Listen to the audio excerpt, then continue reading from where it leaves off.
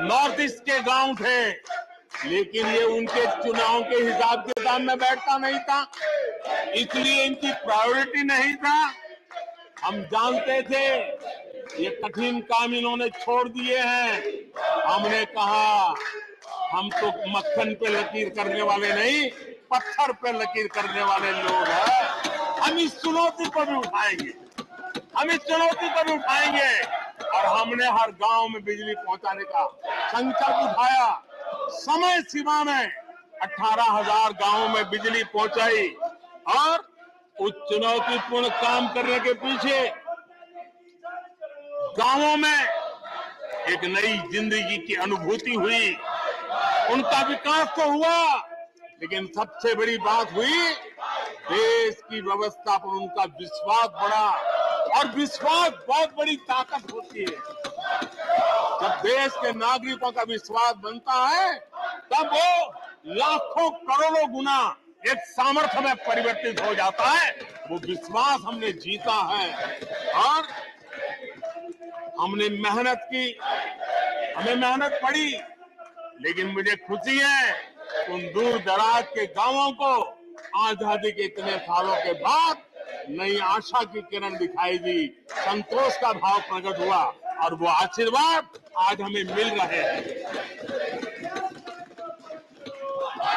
आदरणीय सभापति जी, पहले की सरकारों में कुछ घंटे बिजली आती थी, कहने को तो लगता था बिजली आ गई, गांव के बीच में खंभा डाल दिया तो हर साल उसकी संवत्सरी मनाते थे, फलानी तारीख को खंभा डाला गया। आज बिजली पहुंची इतना ही नहीं, औसत हमारे देश में 22 घंटे बिजली देने के प्रयास में हम सफल हुए। हमें इस काम के लिए नई ट्रांसमिशन लाइनें लगानी पड़ी, हमें नए ऊर्जा उत्पादन के लिए काम करना पड़ा, हमने सौर ऊर्जा की ओर जाना पड़ा, हमें रिन्यूएबल एनर्जी का नए क्षेत्र खोजने पड़े। हमने लोगों को उनके भाग्य पर नहीं छोड़ दिया, राजनीतिक फायदे घाटे की बात नहीं सोची। हमने देश का आने वाली कल उज्जवल बनाने का रास्ता चुना। हमने खुद के लिए दबाव बढ़ाया, लोगों की मांग बढ़ने लगी, दबाव बढ़ने लगा।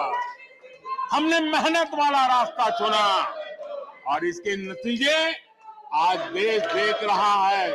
देश ऊर्जा के क्षेत्र में प्रगति की ऊंचाइयों को प्राप्त कर रहा है। आदरणीय सभापति जी,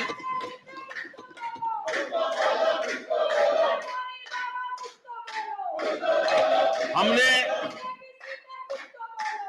आजादी के अमृत काल में एक बहुत बड़ा हिम्मत भरा कदम उठाया।